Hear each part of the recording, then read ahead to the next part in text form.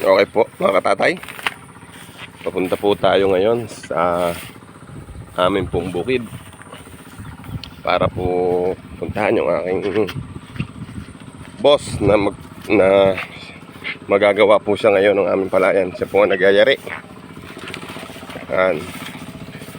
Mga katatay, ang pagpapalayan po ay hindi po madali.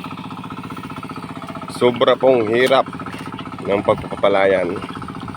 Unang-una po ang gastos. Malaki ang gastusan po.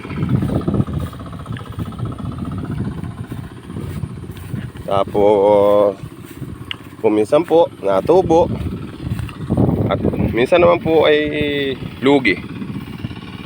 Kaya katulad po ngayon, dalawang lugi na po namin taniman na nagdaan. Hindi pa po kami nakakabawi.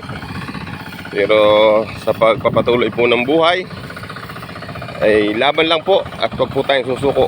Humingi po tayo ng panalangin sa Panginoon para po lagi tayong bigyan ng biyaya.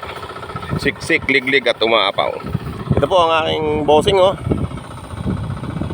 Yan. Siya po nag-aan traktor.